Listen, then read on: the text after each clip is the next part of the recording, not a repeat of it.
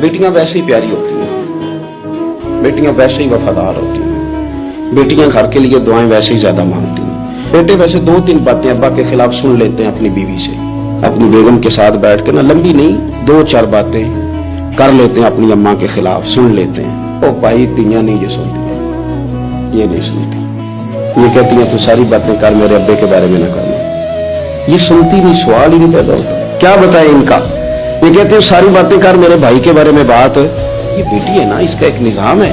आप गौर करें ना, ये बेटियां शहजादियां, इनका रंग ढंग रसूल पाक सल्लल्लाहु अलैहि वसल्लम ने ना खास प्यार किया शहजादी के साथ। एक तो वो जो बेटियां दफन कर आते थे, उनको बताया कि बेटी का रंग क्या होता है, अंदाज क्या होता है, और एक हमें बताया।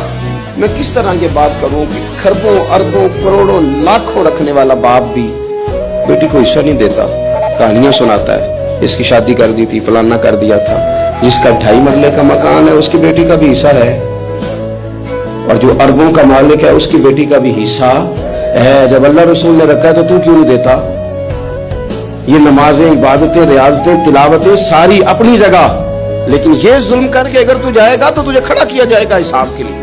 ये जवाब देना है सवालों, उनका हिस्सा है वो देना पड़ेगा। हुजूर का क्या तरीका था?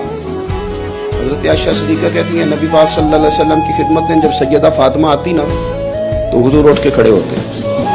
और यार मैं किसकी बात कर रहा हूं भला, नबी पाक उठ के खड़े होते, रसूल रहमत खड़े होते, हुजूर उठ के खड़े होते, सैयदा फातिमा का हाथ पकड़ के चूमते, और जहां खुद बैठे होते उस जगह से दूसरी जगह बैठ जाते और अपनी जगह सैयदा फातिमा को बिठाते।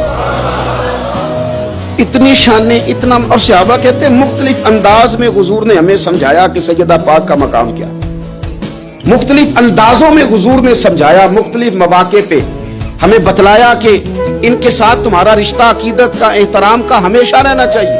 हज़रत उसामा बिन यमान रज़ियल्लाहु तआला अन्हु फरमाते हैं, तिरमिज़ी शरीफ की हदीस है, फरमाते हैं मैंने अपनी माँ से कहा अम्मा मैं जा रहा हूँ हुजूर की बारगाह में, और जा रहा हूँ तेरी और अपनी बख्शिश की दुआ कराने।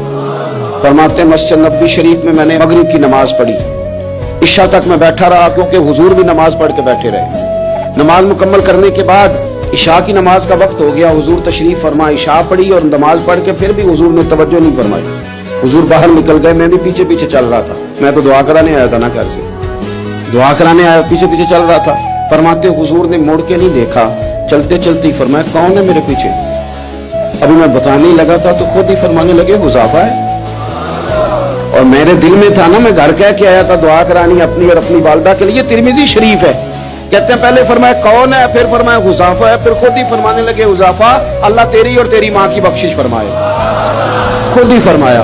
और फिर हुजूर सल्लल्लाहु अलैहि वसल्लम ने फरमाया मैं बैठा इसलिए गोया रहा हूँ, हुजूर बैठे रहे ना, तो फरमाने लगे मेरे पास ना एक फरिश्ता आया है जो आज से पहले कभी नहीं आया था।